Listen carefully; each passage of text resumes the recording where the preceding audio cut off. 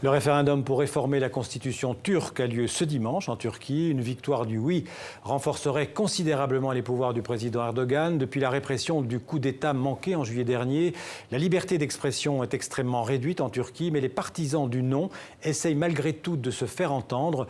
Léla Sali et Thomas Lecomte sont allés à leur rencontre à Istanbul. Ils se sont rassemblés pour dire non, hayır en turc. Dans ce quartier résidentiel d'Istanbul, les opposants au projet de réforme constitutionnelle tiennent l'une de leurs dernières réunions publiques. Devant quelques centaines de personnes, les militants se succèdent pour exposer leurs arguments. Erdogan fera les lois, il contrôlera la justice. Tout sera entre les mains d'un seul homme. Tous les changements qu'il propose dans la Constitution sont antidémocratiques et tout cela divise la société. Pour les partisans du non, pas de grands meetings au programme mais des réunions de quartier. Difficile pour eux de faire campagne car ils sont dans le viseur des autorités. Sera Kadıgil en a fait les frais.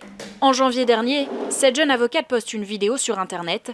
Elle appelle ses concitoyens à se mobiliser en faveur du non. Une semaine après, elle est arrêtée. J'ai peur et je n'ai pas honte de le dire, surtout après mon arrestation il y a un mois. J'ai été placée en garde à vue et j'ai reçu énormément d'appels de menaces. Les soutiens d'Erdogan réalisent qu'ils ne sont pas aussi forts qu'ils le pensent. Ça les rend fous et violents. Les sondages donnent les deux camps au coude à coude.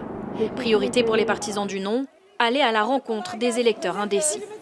Pour cette opération de porte-à-porte, ils sont accompagnés par une députée du CHP, principal parti d'opposition.